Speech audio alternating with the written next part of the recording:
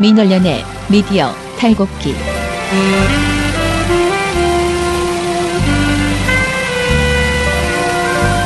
안녕하세요. 민원련의 미디어 탈곡기 72화 시작하겠습니다.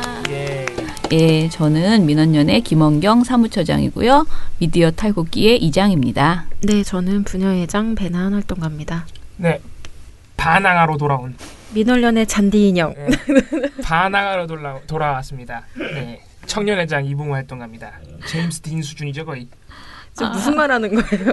아니, 잔디 인형은 잔디가 이렇게 위로 올라가잖아. 이 친구는 분명히 잔디 인형처럼 깎아놓긴 했는데 머리가 또 그 와중에 다 빠마를 해가지고 지금 여러분들이 안 보이시니까 묘사를 해드리자면 일단 빡빡머리에다가 위에다 라면을 얹어놓은 것만 같은.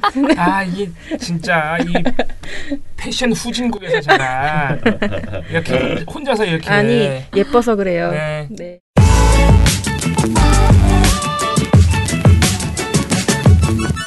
민원련 소식. 저는 어제 그 광주 갔다가 왔는데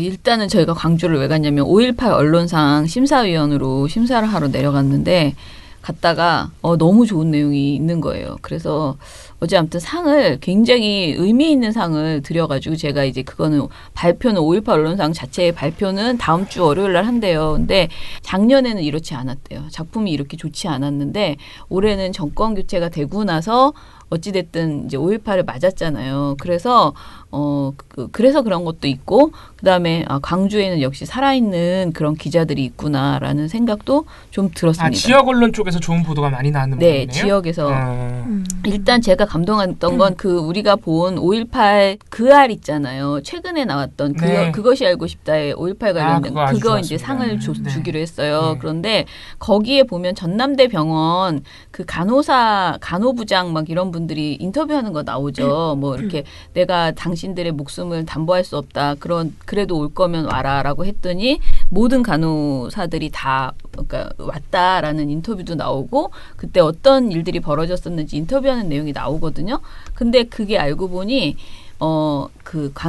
전남대 병원에서 책을 냈어요, 올해. 그래서 그런 그 수기 그때 당시에 있었던 일들을 사진과 에세이로 해가지고 이렇게 굉장히 두툼하게 책을 내고 그거를 또 영상으로 만들어가지고 그게 SBS가 찍은 게 아니고 그 영상을 그냥 받은 거더라고요. 근데 그게 전남대병원 유튜브에서 전남대병원을 치면 떠요. 근데 너무 잘 만들었어요. 그러니까 저는 이게 근데 그거를 기독병원인가에서도 올해 만든다고 하고요. 그러니까 지금 작업을 그게 굉장히 큰 영향을 미쳐서 각 단위별로 예를 들면 그때 5.18 당시에 전남대병원이 겪은 일을 그냥 쓴 거잖아요. 근데 이런 기록이 각 단위에서 여기저기에서 뭐 어느 성당에서 겪은 일, 뭐 어느 병원에서 겪은 일 이런 식으로 나올 예정 이제 이게 굉장히 발화를 시켰다는 거죠. 그 일을. 그래서 그게 아주 의미 있는 그냥 개인이 겪은 일상이지만 그 개인의 삶 속에 있는 역사의 내용들이잖아요. 감동적이었어요. 읽어보고 영상도 보고 하니까 그 책이 돈이 없어서 1,000권밖에 안 찍었대요. 근데 없어서 그러니까 너무 구해달라고 하는데 못 구하고 있다고 자료실에만 딱 겨우 보냈다고 전남대에서 만든 책이 팔 수 있는 책인데 안 팔릴 거라고 생각해서 1,000권밖에 안 찍었대요. 너무 적게. 그러니까 이제 만들어는 보고 싶은데 이제 그런 마음에서 했나 봐요. 근데 굉장히 좋더라고요. 그래서 그것도 상을 드렸고요. 그거는 이제 그 뉴미디어 분야로 그 동영상 유튜브로 해서 드렸고요. 근데 제일 제가 놀랬던 것은 광주 MBC에서 만든 작품이었어요. 그건 정말 대상감으로 너무너무 좋은 내용인데요.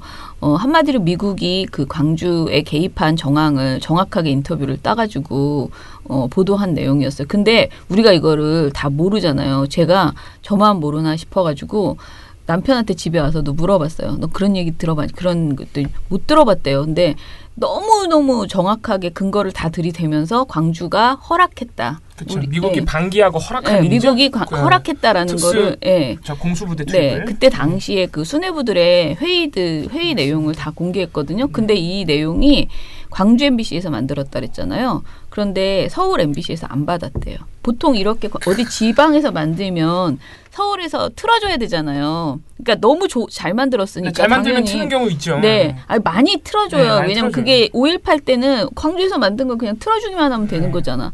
근데 서울에서 안 받고 광주에서만 그게 방송이 됐고 광주 지역 뉴스에서만 8번을 방송했더라고요. 그걸 쪼개가지고 다큐를 쪼개서 매일 저녁 그 광주 뉴스 할 때 그거를 틀어줬더라고요. 근데 우리는 그걸 전혀 접하지 못했다는 그런 생각이 들어서 그리고 그거를 다른 언론에서도 많이 받질 않고 그렇게 했더라고요. 그래서 잘 몰랐던 거예요. 그래서 그걸 아무튼 모든 사람이 올해 최고의 그 언론 보도였다. 광주 그러니까 광주 MBC가 만든 그 다큐가 5.18 관련 최고의 방송이었다라고 얘기를 했고 그알과 광주 MBC 그 두 개가 일단 상을 받았어요.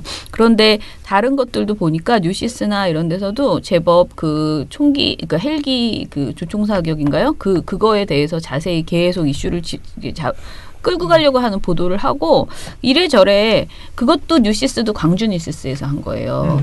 그러니까 광주 지역에 제가 어제 들은 얘기는 광주대 교수님이 뭐라 그랬냐면 광주에서는 항상 이런 말을 한대요. 또 그 얘기하냐? 지겹다 막 이런 기자들끼리도 그 발제를 하잖아요. 광주를 5월이 되면 발제를 아무래도 할 수밖에 없잖아요. 그럼 야 우리 이제 올해는 그만하자 이런 말이 막 서로 오가는데 광주에서는 어떤 숙명 아니냐 이걸 어떻게 안 하냐 우리가 안 하면 누가 하겠냐라고 생각하고 그래서 그치. 이거를 계속 해 나가야 된다. 해야지. 네 그렇게 얘기를 하고 그리고 이제 사람들이 외부인들이 광주는 맨날 광주 얘기만 해. 그 5.18 얘기만 해. 이렇게 좀 그런 목소리도 있대요. 어제 들은 얘기는. 그런데 사실은 그 경상도 지역에서도 부마 항쟁이나 그런 것들에 대해서 항상 그 기념하면서 나름의 그런 좋은 다큐 같은 것들을 만들어낸대요. 근데 이상하게 그런 비난이 광주 쪽에만 많이 간다는 거예요. 사람들이. 그래서 그 부분에 대해서 약간 극복할 필요가 있다. 타인의 시선에 대해서 그런 얘기도 뭐 하고 굉장히 좋은 다큐랑 신문 기사들을 많이 보고 한 5시간 동안 아무튼 내려가는 길 그다음에 심사하는 한 3시간 동안 굉장히 저는 잘 왔다 또 이렇게 생각이 들었어요. 확실히 MBC가 망가졌다고 하지만 역시 지역은 다릅니다. 제가 그래서 지역은 많이 맞아요. 달라요. 제가 어제 심사평을 각자 조금씩 적는 시간이 있었는데 제가 그랬어요. 거기다가 그 공영방송의 가치를 보여준 방송이다. 근데 더 웃긴 건요. 나중에 나오면서 들었는데 그걸 만든 친구들이 이제 광주에서 고등학교를 나오고 대학은 서울에 가서 하고 다시 광주에 취직을 한 그런 광주 MBC 그 PD들이 그런데 그 방송을 취재를 방문진의 지원 사업으로 취재를 했대요. 그러니까 방문진 돈으로 취재를 했음에도 불구하고 서울 MBC에서 그걸 안 틀어줬다는 게 아무튼 방문진에서는 그 돈이 어디에 쓰였는지 알지도 못할 겁니다. 그냥 지역 교부금으로 나갔겠죠. 네. 그래서 아무튼 우스꽝스럽다 이렇게 생각이 들었습니다. 자, 그리고 저희가 그래서 이번 주 내내 너무나 많은 행사, 그러니까 다음 주죠. 행사가 있습니다. 오늘 아시다시피 드디어 돌마고 붉은 파티 저녁 7시에 KBS 앞에서 열립니다. 네, 팥빙수 대신 맥주 대신 팥빙수 차가 온다는. 네, 팥빙수 차가 아주 기쁜 소식입니다. 네, 선착순 몇 명이 있어요. 네? 근데, 있습니다. 다 먹지 못하는군. 200명. 괜찮겠는데요? 충분합니다. 200명이면은 한 사람이 2번씩 먹을 수 있겠네요. 왜 그런 생각을 해? 200명이 충분히 올 거라고 난 생각하는데. KBS 본관 앞쪽은 이게 그냥 지나가는 사람을 포섭하기가 좀 어려운 공간이라고. 네. 지나가는 사람 아니고 잘 우리가 많이 생각하는 사람들이 많이 가주실 거라고 저는 믿고요. 여러분들 저녁에 팥빙수 한 그릇 한뚝배기 하러 KBS 앞으로 오시기 바랍니다. 그리고 또 황교익 씨, 노정열 씨 네. 등 여러 또 초대 손님들이 있으니까 재밌는 구경도 좀 하시고 재밌는 구경. 팥빙수도 좀 드시고 블랙리스트에 대한 이야기도 좀 들으시고 KBS가 얼마나 나쁜 놈들인지. 그리고 우리 또 행사가 계속 줄줄이 있는데요. 다음 주 화요일 날 다음 주 화요일은 최경영 기자, 뉴스타파 최경영 기자, 전 KBS 기자죠. 최경영 기자의 뭐 좋은 방송, 보도 시상식. 방송이 좋은 보도로 선정돼서요 시상식을 하는데 이번에는 뉴스타파로 찾아가서 상을 드리기로 했고 뉴스타파에서 맥주 파티를 하기로 했습니다 우리가. 네. 그래서 시간도 평소보다 30분 늦췄죠? 네, 7시 반부터 네. 시작이고요. 한 9시까지는 열심히 재미있게 해볼 테니 그리고 성재호 KBS 위원장님도 나오십니다. 그래서 그 최경영 기자가 그 페이스북에 쓰셨더라고요. 아니 나한테는 저기 성재호 기자 성재호 본부장 온단 소리 안 했는데 낚였다는 식으로 굉장히 이제 긴장된다라고 하는데 아무튼 두 분이 오셔서 민주당 도청 사건에 대해서 길게 풀어주실. 최경영 기자가 선배시죠? 네. 네. 그렇죠. 네. 그리고 다음 주 목요일 날 저희가 그 대망의 피해자 증언대 KBS, MBC 피해자 증언대회를 합니다. 지금 거의 섭외가 다 완료되어서요. 오늘 중에는 아마 보도자료가 나갈 예정인데요. 그 세월호 또 누구 있죠? 쭉 얘기해봐. 민주노총, 농민, 네. 사드 대책이 뭐 여기저기 역사 문제, 네. 민족문제연구소 이렇게 해서 많은 그동안 KBS, MBC 보도로 인해서 피해 받은 많은 분들이 나오시고요. 그다음에 블랙리스트들 피해자들. 당사자들이 네. 지금 섭외 중에 있습니다. 그리고 또 저희가 다음 주 금요일 날은 당연히 MBC 앞으로 갑니다. 그래서 상암동. 네, 두 번째 돌마고 붉은 파티 열리고요. 그 다음 날 행사의 계속인데 그 다음 날 토요일 날은 저희가 드디어 합니다. 그 뭐지? 시사회입니다. 시사회요. 공범자들. 네, 공범자들 시사회를 하기로 했습니다. 신촌 메가박스를 저희가 빌렸고요. 네. 그 홍보해 주시는 N9에서 굉장히 민원연을 의미 있게 보셔서 저희가 사실은 250석만 필요하거든요. 저희가 그 신청한 게 250석인데 340석인가? 그런 극장을 지금 저희에게 통으로 주셨어요. 그래서 다 채울 수 있어요. 근데 텅텅 비면 안 되니까 빨리빨리 또 회원분들 저희가 지금 빨리 작업을 해서 회원분들 신청하시는 분들에게 그 250을 처음에 할 때는 다 이제 돈을 내주신 분들이거든요. 그분들은 당연히 오실 수 있게 다 안내를 하고요. 일부러 토요일 날 오후 4시로 잡은 거는 지방에서 신청해 주신 분들이 이왕이면 지방에서 올라오셔서 보시라고 평일 날 하니까 그게 안 되더라고요. 그래서 뭐 그런 분이 한두 분만이라도 있으면 좋겠다. 왜냐하면 아예 기회가 박탈되는 것보다는 토요일 내시면 괜찮잖아요. 그래서 그렇게 해서 올라오시라고 했고요.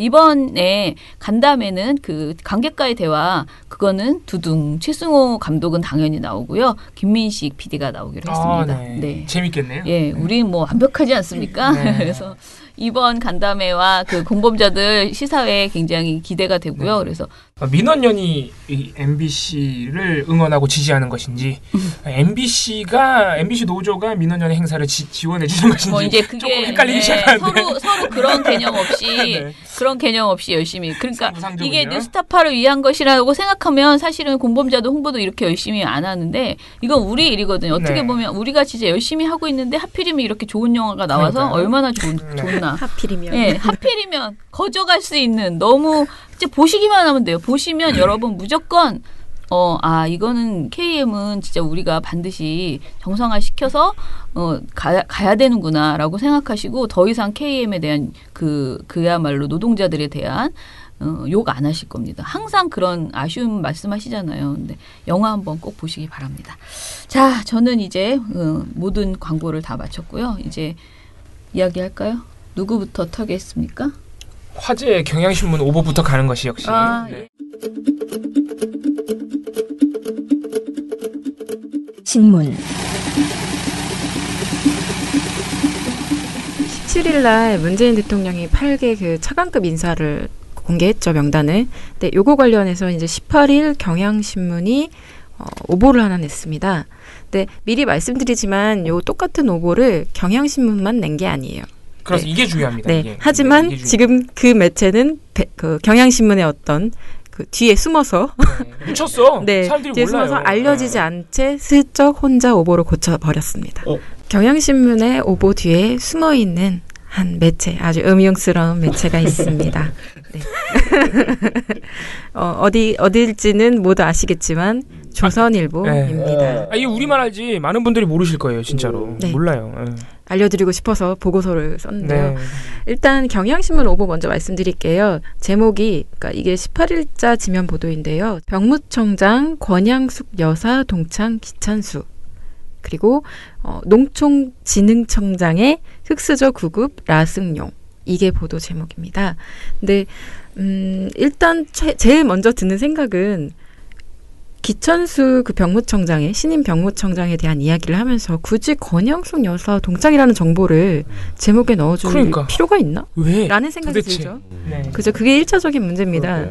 이거는 사실 뭐 여러 가지 얘기들이 있지만 뭐 정치적 의도다. 뭐 이게 사실상 뭐 친문 인사들을 좀 이렇게 끌어올린 인사라는 것을 부각하기 위해서 이런 말을 했다라는 얘기도 있고 제가 느끼기에는 그런 의도도 있지만 이게 제일 이 정보 자체가 제일 가지고 있는 어떤 이슈성, 화제성 때문에 끌어올린 것 같아. 제가 봤을 때 데스크에서 끌어올린 것 같아요. 근데 굉장히 이상하죠. 딱 봐도 아니 김정숙 여사도 아니고 권양숙 여사야. 그러니까요. 뭐 이제 그것도 동창? 그 동창이 뭐가 그렇게 큰 동창도 무슨 뭐 대학 동기나 아니면 뭐 고등학교 동창 뭐 이런 게 아니라 초등학교. 초등학교 동창? 네. 그러니까 문제가 아닌 걸 문제처럼 만들어 버리는 제목이죠. 이게 뭐 그러니까 어쨌든 계속 말씀드릴게요. 네. 기사 본문에서도 어떤 식으로 얘기를 하느냐.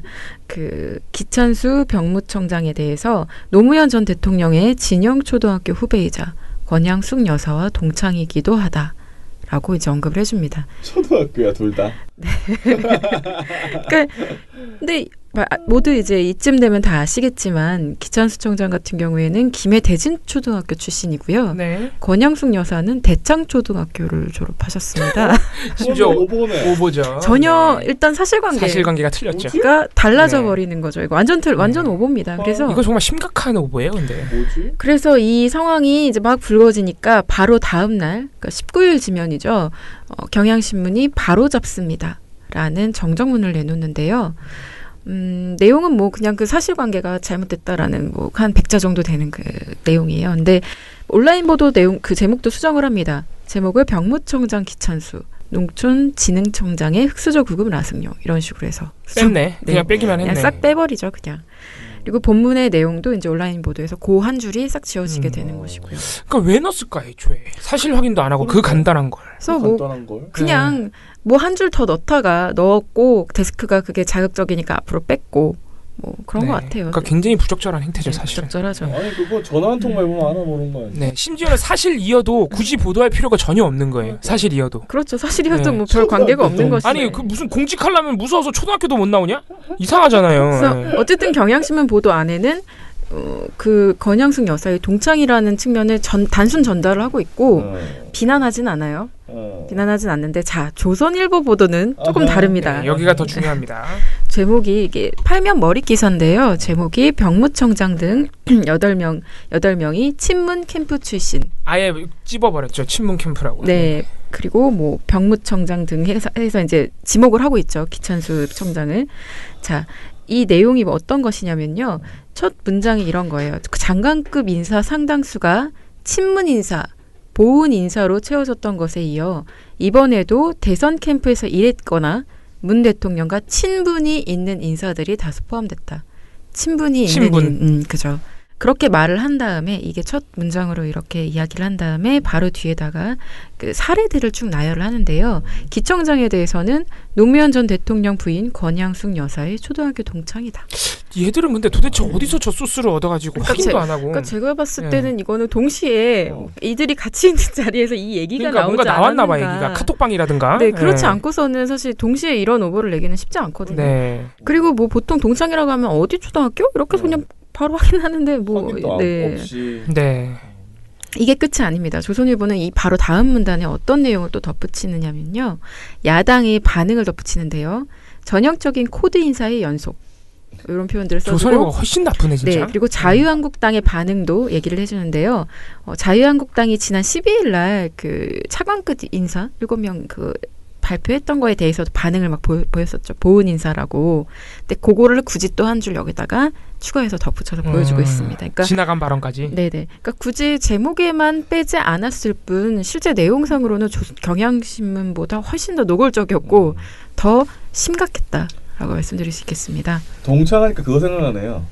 저기 노회찬 의원하고 네. 황교안 전 총리하고 고등학교 동창. 맞아요. 예. 황교안 총리가 대표님 고등학교 동창 아닙니까? 그건 점은 죄송하게 생각하고요. 죄송하게. 예.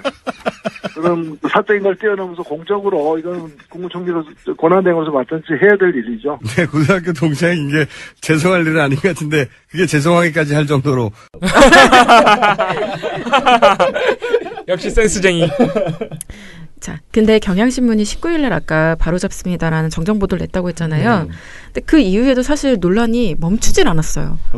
왜냐? 일단 첫 번째는 경향신문이 낸 오보 자체는 한 1000자 정도 되는 사이즈가 좀 큰 네, 사이드 보도였거든요. 네. 근데 바로잡습니다는 한 100여 자 정도로 그 같은 지면에 완전 구석탱이 맨 아래. 안 보여요. 아주 뭐랄까 새끼손가락 2개로 이렇게 덮을 수 있는. 진짜 안 보여요. 근데 물론 경향신문만 그런 건 아니고 네. 모든 신문사들이 자기네 정정 보도할 때요 안 보이게 내요. 네, 맞아요. 그러니까 경향신문만 그런 게 아니라 사실 이게 어떤 것 때문에 이런 일이 일어나고 있냐면 현행 그 언론중재 및 피해구제 등에 관한 법률에 따르면 제15조 정정보도 청구권 행사라는 항목이 있는데요.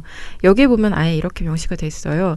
언론사들이 하는 정정보도는 공정한 여론 형성이 이루어지도록 그 사실 공표 또는 보도가 이루어진 같은 채널, 지면 또는 장소에서 같은 효과를 발생시킬 수 있는 방법으로 하여야 한다. 그러니까요. 이렇게 돼 있는데요. 네. 그래서 지금 언론사들이 다 같은 지면에는 해요. 내가 4면에 오보를 냈으면 4면에다 정정보도를 내거든요. 근데 문제는 여기 보면 어때요? 뭔가 이렇게 명확하게 딱 사이즈나 이런 걸 규정하고 있진 않죠. 그러니까 할 수 있는 한 가장 작게 그리고 할 수 있는 한 가장 구석에다 배치를 하고 있는 거예요. 신문사들이 할 수 있는 꼼수죠. 왜냐하면 방송 같은 경우에도 똑같이 정정 보도를 하는데 오보가 발생하면 방송 같은 경우에 정정 보도 또는 반론 보도를 내는 규칙이 어떻게 되어 있냐면은 시청자들이 인지할 수 있는 정도의 충분히 인지할 수 있는 정도의 활자 크기와 그래서 그걸 자막으로 깔으라는 거예요. 앵커가 직접 읽는 방식으로 그렇게 하라고 돼 있으니까 방송은 빼도 박도 못해요. 그잖아요. 그러니까 방송 화면상으로 눈에 보이려면은 신문처럼 작게 하면은 완전히 너무 거짓말인 게 티나니까. 그래서 방송 보도는 정정 보도가 확실히 알아볼 수 있어요. 근데 문제는 방송사는 그러니까 어떻게 하느냐?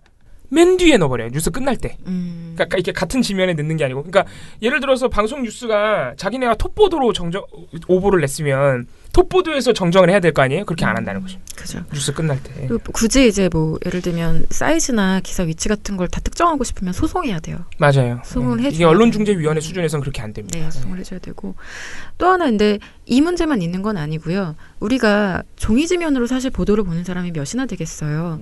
대부분이 온라인 보도로 이 문제 보도로 확인을 하는데요. 자, 지금 보면은 온라인상에 송고된 오보들에 대한 사후 처리가 좀 전반적으로 심각합니다. 맞아요. 왜냐하면 경향신문 같은 경우도 그렇지만 어떤 오보가 난 기사에 대해서 수정을 하더라도 그 밑에 뭐 정정보도문을 같이 링크를 달아놓는다든가 맞아요. 아니면 거기다 같이 써놔야 돼요. 써놓는다든가 아니면 수정 이력을 공개하던가 어떤 식으로든 흔적을 남겨야 되는데 정정보도문은 별개의 온라인 보도 그리고 수정된 보도는 또 별개의 온라인 보도 이렇게 돼 있어서 수정만 돼 있어. 네. 나중에 시간이 지나서 사람들이 보면 그 보도가 잘못된 보도였었다는 거를 몰라요. 그리고 이번처럼 약간 이슈가 된 경우에는 댓글이 많이 달리죠. 그 댓글만 흔적으로 남아있는 거예요. 나중에 보면 사람들이 왜 이런 나쁜 악플들을 달고 있지? 막 이런 상황이 돼버리는 거예요. 이건 굉장히 좀 부적절한 상황이죠. 근데 이거를 규제할 수 있는 어떤 그 내용이 없어요. 이게 규제가 없어요. 온라인상의 정정 보도를 어떻게 할 것인지 되게 대략적으로만 그러니까 추가된 항목이 있긴 하지만 되게 대략적이라서 이런 부분에 대해서는 규제를 할 수 있는 방법이 없어요. 그러니까 올리기만 하면 장땡이야. 그죠. 네. 그리고 제가 지금 궁금한 게 조선일보는 했습니까 안 했습니까? 그래서 지금 그거를 말씀드릴게요. 네. 자, 요런 어떤 온라인 보도상에 대한 규제가 없다는 것에 대한 없다는 그 상황 자체를 악용한 매체가 바로 조선일보인데요. 지금 경향신문은 지적을 받고 있죠. 근데 조선일보는 일단 오보가 났는지 아무도 모르고 아무도 몰라요. 똑같은 오보, 더 심각한 오보를 냈다는 걸 아무도 모르고 뿐만 아니라 그거에 대한 정정 보도도 일단 없고 지면에도 안 냈어요? 지면에 절대 내지 않았습니다. 대박이다. 얘는 그냥 없던 일인 것처럼 뭉개고 있는 데다가 심지어 인지를 그럼 못했을 수도 있는가 그렇지 않아요. 온라인 보도는 수정했습니다. 아 뭐야 그럼 진짜 나쁘다. 네, 그 부분에 있는 것들을 그냥 싹 빼버렸어요. 진짜 나빴다. 대박. 네. 그러니까 이건 경향신문보다 사실 조선일보가 욕을 먹어야 되는 거죠. 그러게요. 아 물론 경향신문이 욕을 둘 다 안 먹어야 된다는 건 아니지만 둘 다 잘못을 했는데 네. 지금 저는 억울한 게 경향신문이 욕을 먹는 게 화가 나는 게 아니라 조선일보가 욕을 안 먹는 게 너무 이상한 너무 거예요. 화가 나요. 맞아, 지금 더 맞아. 비겁하게 행동을 하고 네. 있는데도 불구하고 아무도 모른다는 게 알리고 싶습니다. 이 보고서 처장님 알았어요. 돈 내서 홍보하죠. 무슨 말? 페이스북. 아 이거는 알려야 되겠다. 너무 심각하잖아. 네. 그래서 지금 민원련이 계속 주장을 하고 있는 거는 온라인 기사 수정 내역을 공개해라. 네. 투명하게 공개해라라고 하는데 저는 그 필요성을 지금 더 네. 주장할 수 있을 만한 그런 우리가 그런 필요성을 사람들한테 뭐라고 말해야 되지 이거를 그 당위를 주장할 수 있을 만한 어떤 결정적인 사건 중에 하나라고 생각해요. 추가된 거죠. 네, 추가된 거라고 생각합니다. 네, 저희가 올해 초부터 그걸 주장했어요. 저희가 포털 모니터 하다가 그래서 대선 보도 네. 모니터 할 때 포털 보다가 너무 수정 이력이 공개가 안 되는 거야. 오보고 뭐고 다 그냥 다 잘못된 왜곡 보도도 그렇고. 그래서 사람들이 아카이브를 따놓는 것들이 몇 개가 네. 있는데 그건 정말 이렇게 이슈가 되는 것들만 네. 그렇지 나중에 보면 몰라요 진짜. 네. 그래서 심각합니다. 그래서. 그래서 이제 기사랑 댓글이 안 맞는 게 그런 거. 그래서 네. 나중에 보면 진짜 이상해요. 아마 한 1년쯤 있다가 다른 사람들이 그 기사 눌러보면 경향신문이 억울하게 욕먹고 있는 것처럼 보일 네. 거예요. 아니 도대체 어디다가 친척이라고 썼다는 거야? 이 사람들 이상하네. 이렇게 생각한단 말이죠. 네. 그렇죠. 그런 기사가 지금도 수도 없이 많아요. 근데 지금 그죠. 이것만이 아니라 정말 정정보도 안 내고 그냥 수정을 해버리고 잘못된 걸 빼버리는 것들 그런 기사들이 지금 한두 개가 아니에요. 이거를 우리가 찾아내야 됩니다. 우리 청취자 여러분들이 이제 포털이나 언론사에 온라인 보도 올릴 때 수정 이력 이런 거 다 공개해라 이런 것도 좀 네. 아셔야 되고 그런 현실도 아셔야 되고 그리고 이런 보도들에 대해서 이제 요구를 하고 악플을 달 때 네. 그것도 요구를 그렇죠, 하셔야 돼요. 그거예요. 니들 이런 식으로 할 거면 수정 이력 공개해라고 요구를 같이 해주시면 아주 좋습니다. 댓글로? 네, 댓글로 해주세요. 댓글로 아니 보시면 전화하는 분들이 생각보다 굉장히 많아요. 언론사에 네, 직접 네, 네. 너네 이런 식으로 보도하지 말라고. 그럴 때 이제 그런 말씀도 같이 하시는 거죠. 그걸 여론 형성에 압박을 네. 같이 해주셔야 되는 네. 거죠. 수정하는 건 좋은데 이력을 공개해라 이렇게 딱 하시면 멋있죠. 그렇죠. 멋있죠. 그리고 또 한 가지 부탁드리면 네. 조선일보도 같이 욕하셔야 됩니다. 네, 지금. 조선일보도 네. 같이 욕 좀 해주세요. 더 나빠요, 더 나빠. 아니 막 친문 이런 용어까지 써가면서 사실 더 그렇죠. 프레임을 강화한 거거든요. 그렇죠. 악의적 프레임. 자유한국당 말을 받아 써가면서 네. 그렇게 하고 있기 때문에 네. 안타깝네요. 네. 오늘의 주제는 어쨌든 조선일보도 같이 욕해주세요. 네. 이거 섹시한데 오늘? 네. 오늘 재밌는데? 네, 좋습니다. 이거였습니다. 여기까지 하겠습니다. 적폐 청산 가운데 가장 중요한 분야 중에 하나가 저는 언론 적폐라고 생각합니다.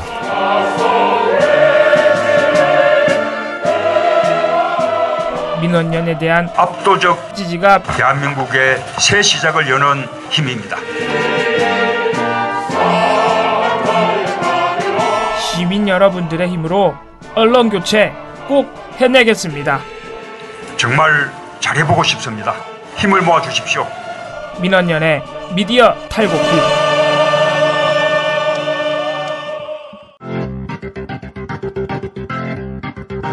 방송. 방송으로 넘어가겠습니다. 방송은 지금 최근 저희 민원연의 최대 관심사 중 하나인 부분에 대해서 말씀을 드리겠습니다. 그저께 19일 날 이효성 방송통신위원회 위원장 후보자의 청문회가 열렸습니다. 네, 이분은 방송개혁 또는 언론개혁의 적임자로 평가받고 있는 분이기도 하시고요. 아무튼 언론학에 있어서는 굉장히 권위가 있는 학자이십니다. 아무튼 이제 이분의 이제 청문회가 19일 날 시작됐는데 자유한국당, 바른정당 이런 야권이 청문회 시작되기 전부터 이분의 잦은 사퇴를 정말 강력하게 요구했어요. 이전에 뭐 김상조, 강경화 이런 분들에게서는 볼 수 없었던 장면입니다. 그래요? 심지어는 어떤 장면이 연출이 됐냐면은 청문회 시작하기 전에 의사 진행 발언 하는 거 아시죠? 국회의원들이. 네. 청문회 시작하기 전에 물론 중간에도 합니다만 전에도 해요. 원래 전에는 질의를 안 하게 돼 있죠. 덕담하지 않나요? 네, 질의를 안 하게 돼 있고 말 그대로 의사 진행에 필요한 발언을 하게 돼 있어요. 뭐 오늘 청문회 취지라든가 아니면 여야 의원들이 말 그대로 덕담을 주고 받는다든가. 그런데 자유한국당 의원, 특히 민경욱 이런 사람들 모두 발언, 그러니까 의사 진행 발언 처음 시작부터 피켓을 딱 올려놓으면서 의혹을 다 나열하기 시작합니다. 마음이 급해, 초조해 지금. 네. 그래서 민주당 의원들이 항의를 해요. 그게 무슨 의사진행 발언이냐. 질의 때 해라. 끌어내야지 그러면.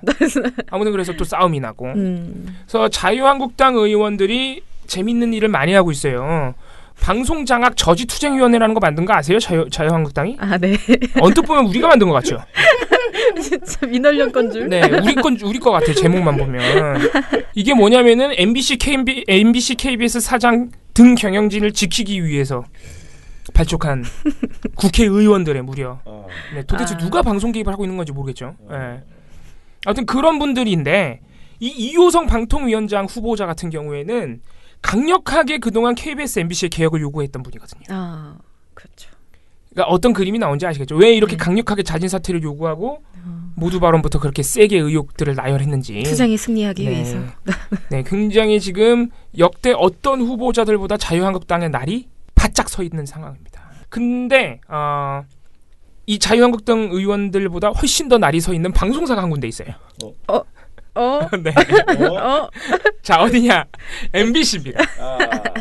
MBC는 저희가 이거 미디어 탈곡계 유행어죠. 바지를 벗었어요. 진짜 뭐 자유한국당이고 뭐고. 네. 아니 사실 생각해보면 KBS 경영진도 이효성 위원장 후보자를 그렇게 썩 좋아할 수가 없거든요. 왜냐면은 좋아해야 돼. 중간 광고 허용하겠다는. 네. 그 부분은 그런데 이효성 후보자가 KBS, MBC 경영진은 사퇴 요구에 대해서 심각하게 고민해봐야 된다. 그러니까 그 말씀들을 경청해야 한다고 말을 했어요. 이건 뭐냐면은 그치, 뭐 X라고 하면 좀 그렇고 이러면 이효성 후보자한테 또 네네네. 아무튼간에 사퇴할 이유가 있다는 거거든요. 그것도 말씀하셨어요. 사퇴할 근거는 충분히 있다. 네. 그래서 내가 위원장이 되면 여론을 수렴해서 그 고려를 해보겠지만은 하지만 사퇴를 강권할 수는 없다 이렇게 말씀을 하셨어요. 네. 그건 이제 당연한 거죠. 상식 수준의 발언이죠. 거기에 대한 어떤 견해를 갖고 계세요? 대통령께서 그때 후보 시절에 발언하신 거에 대해서. 법과 제도가 있고요. 저와 함께 방송통신위원회가 법과 제도에 따라서 당신이 적임자니까 한번 우리 방송을 제대로 바로 잡아주시오 이런 부탁이라고 생각하고요. 방송통신위원님들과 또 외부의 의견들을 참조해서 적절한 조치를 취해보도록 하겠습니다. KBS 고대영 사장 이런 분이 좋아할래요? 좋아할 수가 없죠. 그렇죠. 네, 아무튼 뭐 둘 중 하나죠. 싫어하거나 무서워하거나. 네, 둘 중 하나인데.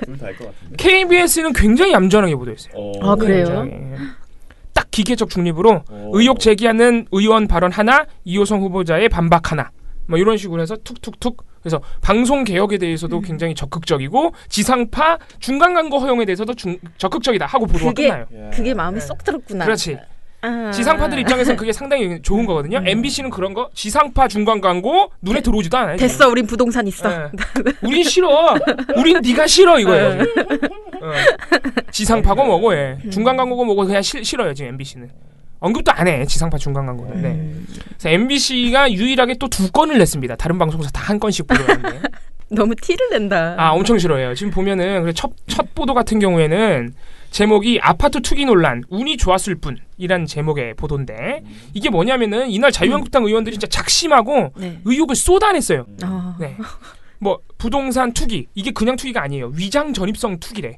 또는 위장 전입성 투기요? 투기성 위장 전입이래. 아무튼 뭐 그렇대요. 뭐 자유한국당 의원들 주장은 논문 표절, 세금 탈루, 딸의 특혜 채용. 그동안 나왔던 거 다 했어요. 다 했네요. 네. 할 수 있는 거 다 해봤네요. 다 했어. 뭐 그리고 뭐 어디서 그 위법한 자문료 지금까지 나왔던 거는 다 갖다 붙여놨어요 지금. 근데 이날 19일날 이제 다 질의를 하는데 거의 다 반론을 해명을 하셔서 사실 이게 가지만 너무 많은 거 아니냐. 자유한국당이 무리하는 거 아니냐. 완전 결정적인 게 딱 한 명이 없구나. 이게 다 그냥 그동안 나왔던 것들이랑 너무 똑같아요. 예를 들어서 논문 표절 같은 경우에도 왜 너 이거 번역서 보고 썼으면서 왜 원전을 갖다가 출처를 인용해놨냐. 무슨 말인지 아시겠어요? 네네네. 네가 번역본을 봤으면 번역본을 그 출처로 인용을 해야지 왜 원서를 해놨냐 이거예요. 네. 이효성 후보자가 그때는 그렇게 해서도 됐었고 그리고 보통 다들 연구자들이 번역본을 봐도 원서를 쓰게 돼 있다. 근데 안 통해요. 이건 표절이잖아. 막 그러면 아무튼간에 그런 상황입니다. 네. 그래서 다른 의혹들은 그 전에 나왔던 어떤 공방하고 너무 비슷해서 보도도 잘 안 되는 편인데 이 아파트 투기 때문에 보도가 그래도 좀 됐어요.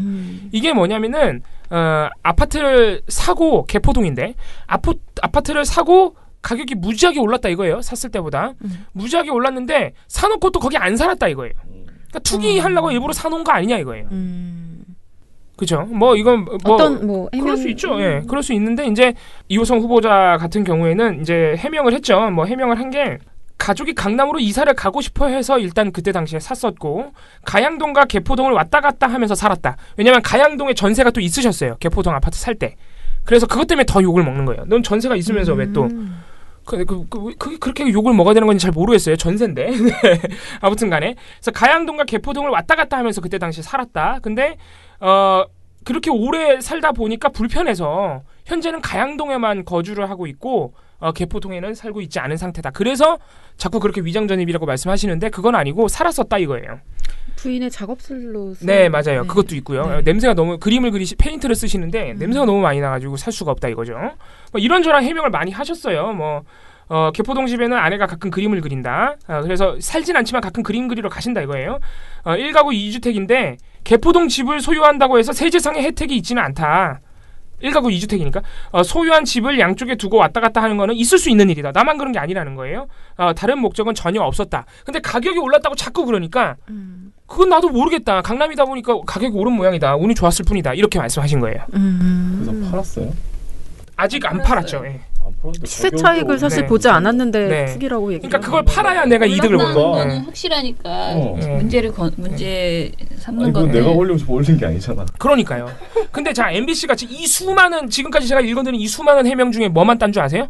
운이 좋았을 뿐이다. 요것만 따는 거예요. 야, 그러면 좀 나쁜 사람 같이 얘기해. 그러니까 그 보도를 보면은 아무 해명도 못하고 그냥 변명한 운이 좋았는데 나보고 어쩌라고 약간 이런 것처럼 보이는 거예요. 지금 뭐 자양동 전세 그리고 아내가 가서 그림 그리는 거 안 산 게 아니고 그때 당시엔 살았다. 지금은 너무 멀어. 가양동하고 개포동하고 그게 멀잖아요. 머니까 나는 우리 가족은 가양동에서만 살고 아내가 그림 그리고 있다. 이런저런 해명을 하셨단 말이에요. 그리고 판 것도 아니고. 근데 그 중에서 운이 좋았다만 뽑아버리면은 굉장히 문제가 있죠. 이거 완전히 뭐라 그럴까요? 이호성 후보자의 해명 취지를 왜곡하는 게 돼버리는 거죠. 그리고 아무튼 이렇게 논란을 갖다 붙이는데 MBC가 여기다가 이게 투기가 맞다는 걸 강조하기 위해서 이건 다른 방송사 전혀 이렇게 하지 않았어요. 네. 투기가 맞다는 걸 강조하기 위해서 세무 전문가라는 분을 동원해요. 네.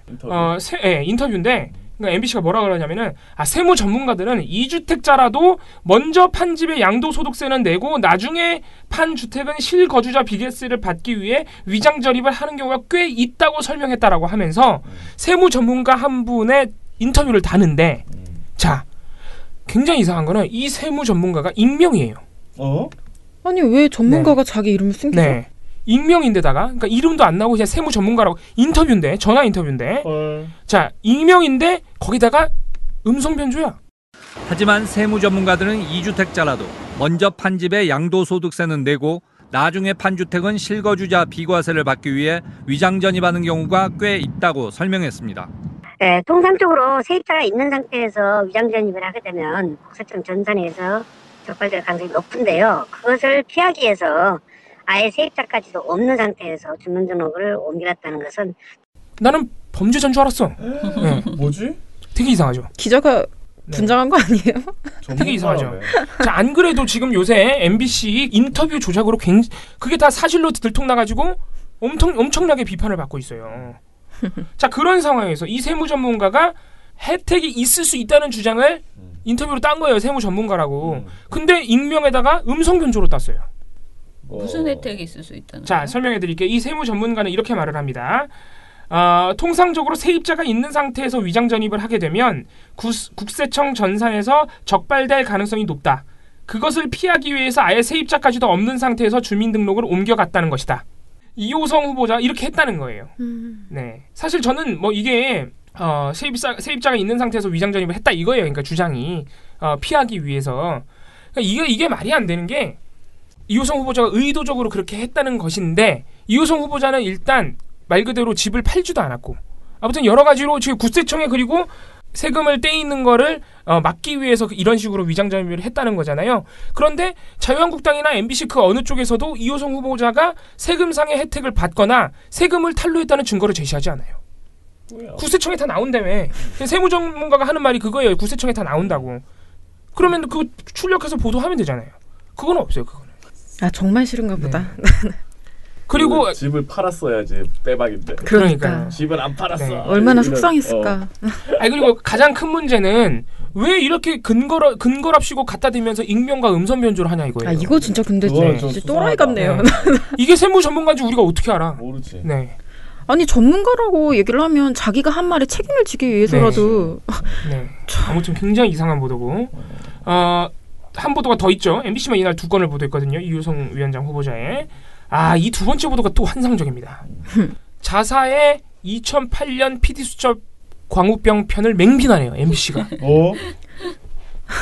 자, 왜냐면은 이날 새누리당 박대출 의원이 아주 재밌는 장면을 또 연출합니다. 청문회에서. 딱 자기 첫 질의에서 뭘 질문하냐면 새누리당이요? 네, 자유한국당. 네, 첫 질의 자기 질의 순서가 다가와서 첫 질의가 뭐냐면은 MBC 사장 임기 보장하실 거예요, 이거예요. 멋있죠? 자나깨나 그 생각만. 네, 자나깨나 그 생각밖에 없어. 속상해. 그래서 이제 이호성 후보자가 이제 임기는 당연히 법적으로 보장돼 있는 건 맞지만 여러 가지 지금 비판이 있기 때문에 그런 부분에 있어서 법적인 부분과 이런 부분을 내가 위원장이 되면은 충분히 검토를 해서 숙고하겠다. 무조건 자기는 절차를 다 따르겠다. 그랬더니 박대출 의원이 위원장이 생각하시는 그 법적 절차는 공정하지 않은 것 같다. 뭘 생각했는데? 대답이 이미 준비돼 있었나? 왜냐하면 사퇴 요구에 대해서 자꾸 이호성 위원장이 고려하겠다고 얘기하니까. 원하는 대답을 못 들었어. 네. 무조건 보장하셔야 된다. 그런 식으로 생각하시면은 이미 공정성을 잃어버린 거다. 아니죠. 법적인 하자가 있으면 그럼요. 나오는 거지. 무조건 보장하는 게 어딨어. 법이니까 보장하라 이거예요. 아무튼 그러니까 공정하지 않대. 사퇴하시래 그래서. 아직 되지도 않았는데 뭘 그 다음에 이 박대출 의원의 그 다음 질문이 더 멋있어요.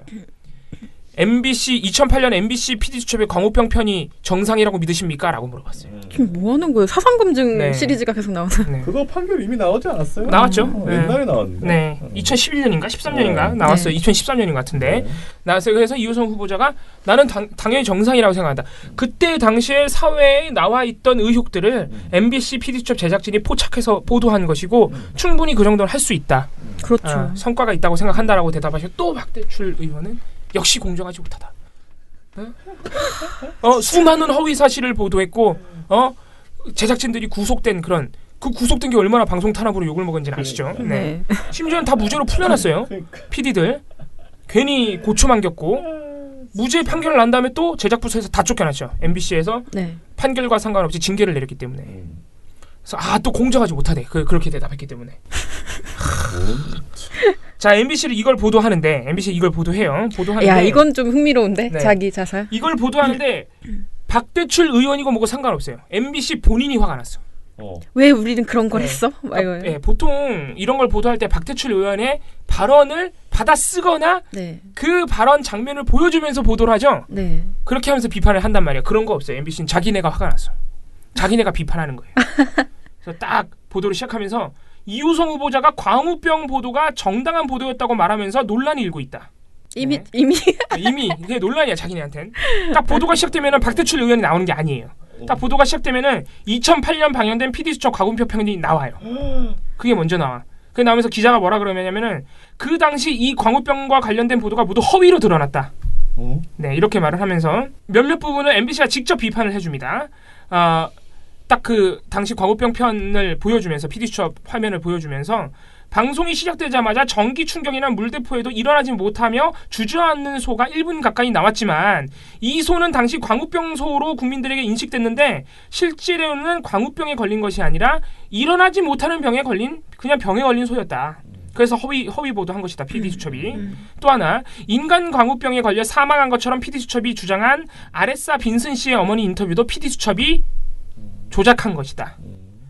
심지어 PD수첩은 한국인이 유독 인간 광우병에 약하다고까지 했지만 이것도 사실이 아닌 것으로 드러났다. PD 수첩이 방영된 뒤 미국산 쇠고기는 광우병이라는 인식이 국민들에게 심어졌습니다. 언론들도 인간 광우병을 연달아 보도하며 공포감을 증폭시켰습니다. 그해 5월부터 시작된 미국산 쇠고기 수입 중단 시위는 대규모 폭력 집회 양상을 띄웠고 당시 출범 1년도 안 된 이명박 정부는 레임덕에 빠졌습니다. MBC 뉴스 백연상입니다. 결국 미국산 쇠고기는 광우병이라는 인식이 국민들에게 광범위하게 퍼졌고 엄청난 공포감을 불러일으키게 됐다. 저는 순서가 좀 틀린 거 아니에요? 네.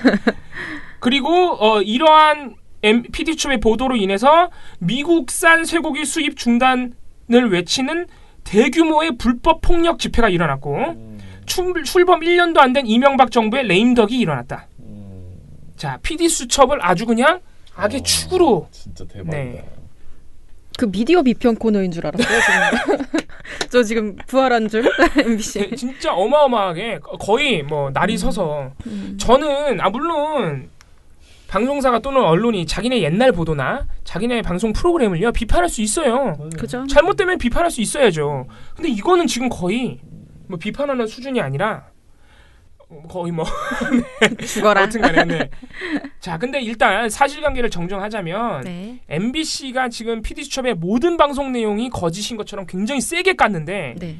법원 판결을 제가 말씀드릴게요. 이게 2011년 대법원 판결이 나왔습니다. 2011년이네요. 아까 2013년이라고 그랬는데 제가 그때 2011년 대법원 판결이 나오면서 MBC가 말한 세 가지 부분 있죠. 아레사 빈슨 인터뷰, 어머니 인터뷰, 그리고 한국인이 유독 광우병에 약하다, 그리고 주저앉은 소, 네. 이 세 부분에 대해서는 PD수첩이 오보를 낸 것이 맞다고 판결을 했어요. 네. 이건 맞아요. 네. 근데 판결문이 이게 끝이 아니에요. PD수첩이 보도한 특정 위험물질의 수입 여부에 따른 위험성, 우리 정부, 이명박 정부 협상단의 태도 문제에 따른 위험성, 이런 부분은 다 사실이라고 판시를 해줬어요. 네. 그러니까 대법원이 판시한 많은 것들 중에 허위라고 판시한 것만 MBC는 보도한 거죠, 이번에. 다른 부분이 있어서는. 자, 그리고 대법원이 사실이라고 인정한 이 두 부분이 사실 특히나 굉장히 중요해요. 왜냐하면은 이 두 부분 때문에 재협상이 됐어요.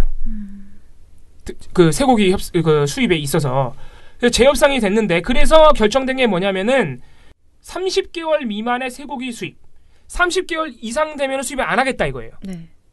그러니까 어린 소만 수입하겠다 이거죠. 왜냐면은 그 광우병이 걸렸을 위험성을 낮추기 위해서 그런 조치를 취하게 된 거예요, 재협상으로. 근데 제가 재밌는 점을 말씀드릴게요. 7월 20일 날 우리 주요 일간지들과 많은 인터넷 언론들 일면에 뭐가 실렸냐면은 미국에서 5년 만에 광우병이 재발했어요. 이게 사실로 확인돼서 우리나라 정부도 농림축산부도 지금 전수조사에 들어갔어요. 그래서 발표한 게 뭐냐면은 30개월 우리가 수입하고 있는 30개월 미만 소는 이번에 재발한 광우병 소들 가운데 포함되어 있지가 않다. 일단은 안전하다. 7월 20일 YTN. 미국에서 5년 만에 광우병이 재발하자 정부가 검역 물량을 10배 늘리는 등 검역 강화에 나섰습니다. 정부는 나이가 많은 소에게서 나타난 광우병이기 때문에 크게 걱정할 필요는 없다고 밝혔습니다. 특히 우리가 수입하는 소고기는 30개월 미만이라 도축 과정에서 특정 위험물질이 제거된다는 점도 강조했습니다. 자, 이게 뭐예요? 그때 8년 전에 재협상을 했기 때문에 이 조항이 만들어졌잖아요.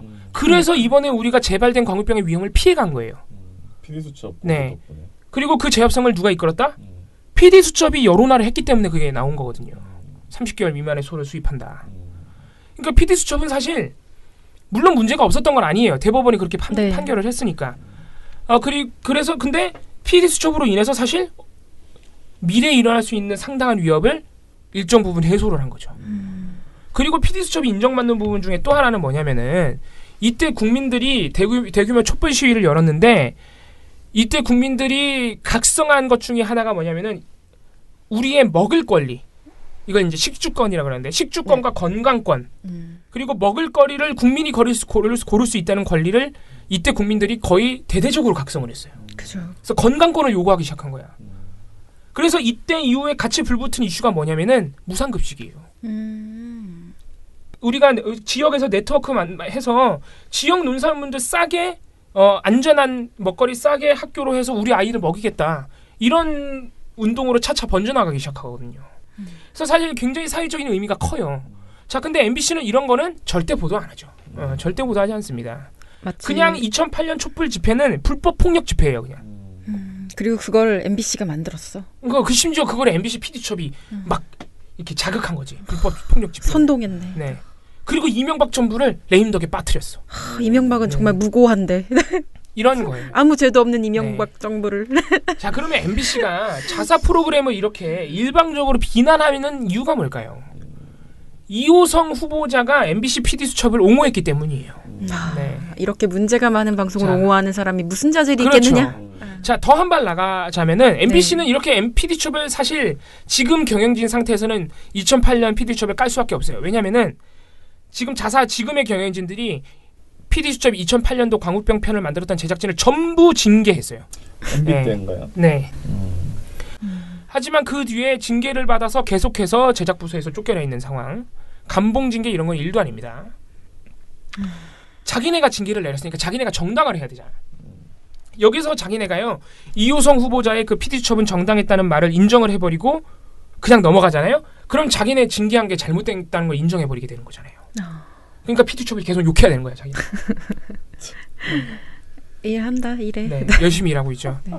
그래서 이런 일련의 상황들을 보면 지금 자유한국당과 MBC가 어떻게 해서든 이호성 후보자를 낙마시키기 위해서 발벗고 나선 상황이다. 그럼 정말 좋은 분 아닙니까? 네. 이렇게 되면 검증이 된 거죠. 네. 그러네요.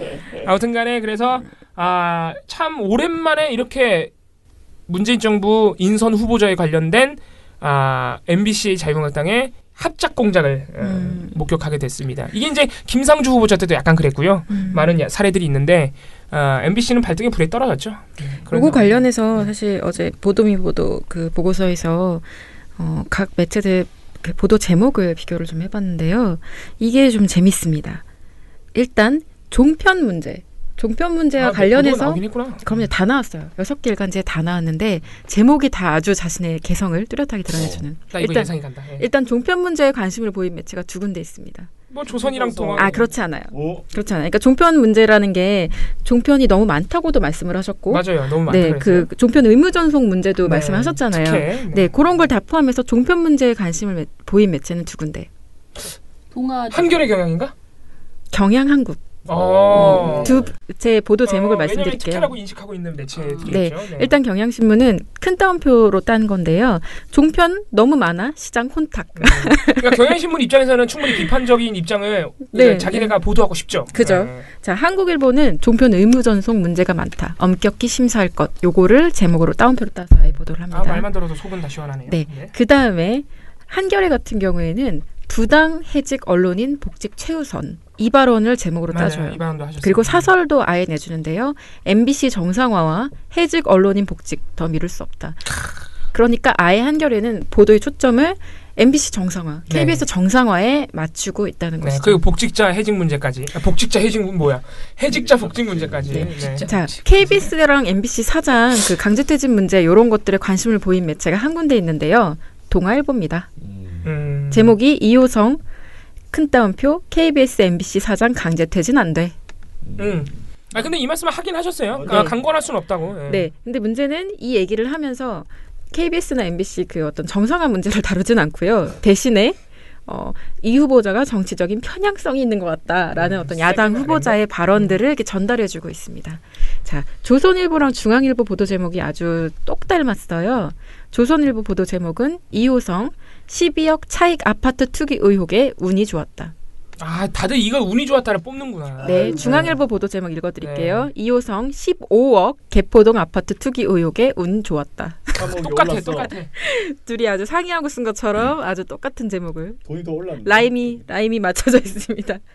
근데 이게 그러니까 조선일보는 차익인 거고 중앙일보는 아파트 가격을 말해준 거죠. 네. 2억에 사셨는데 15억이 됐다 이거예요. 네. 와, 진짜 운이 좋았었네. 네, 운이 좋았다. 하다 근데. 근데 안 팔았잖아. 네, 그러니까요. 이게 진짜 신기루일 뿐이야. 아무튼 요거 발언에 주목했다는 게 아까 말씀하시는 거 보면서 이 두 매체의 입장이 어떤가를 아주 그러니까 운이 좋았다는 발언이 뭔가 자극적이잖아요. 그렇죠. 뭔가 되게 불리하게 보이고 거만해 보이고 뭐 아주 성의 없어 보이죠. 근데 굉장히 열심히 해명하셨거든요. 막 페인트 냄새 난다 그러면서 그 개포동에 자꾸 부인이 그림 그리시니까 페인트 냄새 나서 못 들어가겠다고. 네, 아무튼 그런 말씀도 하시고. 네. 어쨌든 아무튼 그렇습니다. 언론들이 이명박근혜 아바타입니까? 실망입니다. 4차 산업혁명은 이미 우리 곁에 와 있습니다. 민원연은 4차 산업시대를 맞아 언론의 미래만 보고 가겠습니다. 우리나라의 기울어진 언론 지형을 바로잡을 단체 누굽니까? 민원연의 미디어 달곡기.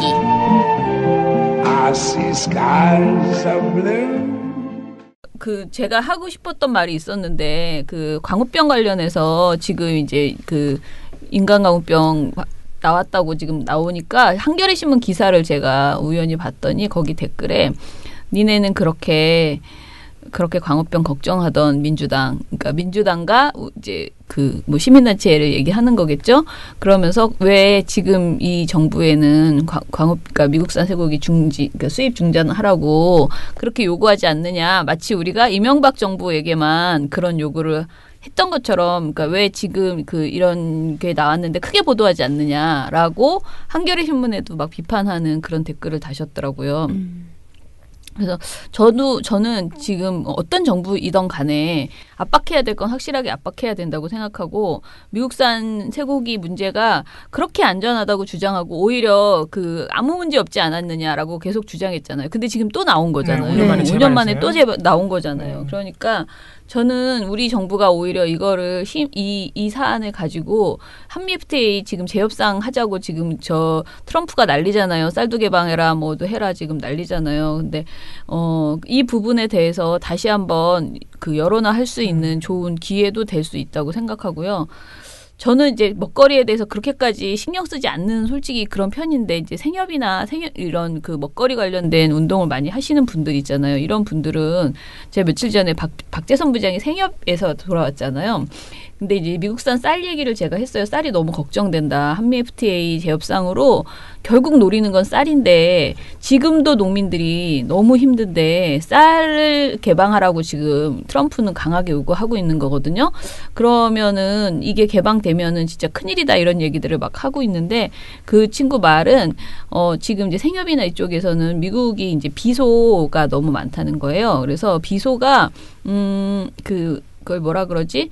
거기가 이제 목화 재배를 너무 오래 해서 미국이 목화 재배를 할 때 비소를 너무 많이, 농약을 너무 많이 쳐가지고 그게 그렇게 빨리 없어지는 게 아니고 굉장히 오랫동안 땅에 그 농약 성분이 남아 있어서 쌀로 다 대체를 했는데 목화를 끝내고, 그런데 미국산 쌀에서 계속 그 비소가 너무 많이 나온다는 그런 통계들이 계속 있대요. 그래서 이제 미국산 쌀에 대해서 굉장히 걱정하는 부분이 있는데, 이게 우리는 지금 전혀 여론화가 안 돼 있는 게, 아직 미국산 쌀을 공식적으로 우리가 수입하는 게 아니고 있기는 있어요. 뭐 강남에서는 다 미국산 쌀 먹는다 이런 말들도 막 있잖아요. 그런데 그게 아니니까 여론화가 안 되고 있는 건데, 광우병이랑 똑같이 미국산 쌀이 개방돼야 된다면은 또 다시 이 먹거리에 대한 논란이라기보다는 문제점이 이제 확 불거질 거란 말이에요. 그러면은 언론이 굉장히 제대로 뭐 문재인 정부든 누구든 간에, 정부가 누구이든 간에 국민의 그러니까 안전을 위해서, 건강을 위해서 잘 보도를 해줘야 되는데, 그런 역할을 할 수 있는 방송사가 사실은 공영방송이라는 거죠. 예, 제대로 지켜내는. 그래서 저는 이 부분 이런저런 우리가 지금 굉장히 제대로 밝혀야 되는, 제가 말하는 뭐 탈원전 문제도 그렇고 제대로 국민들이 알아야 되는 사안들이 굉장히 많다는 점에서 적극적으로 일단은 공영방송을 잡아놔야 된다라는 생각이 거듭 들었어요. 네. 예. 자, 민원연 미디어 탈곡기는 이번 주는 정말 정신없이 좀 너무 행사도 많고 이래서 정신없이 달려왔고 다음 주에 더 많을 것 같죠. 아마 제 날짜에 제대로 할 수 있을까 이게 걱정되는 수준인데요. 어찌됐든 다음 주에 건강한 모습으로 다시 오겠습니다. 주말 잘 보내시고 저녁에 꼭 KBS 앞에 모여주시기 바랍니다. 민원연의 미디어 탈곡기는 다음 주에도 열심히 털어드리겠습니다. 탈탈탈탈.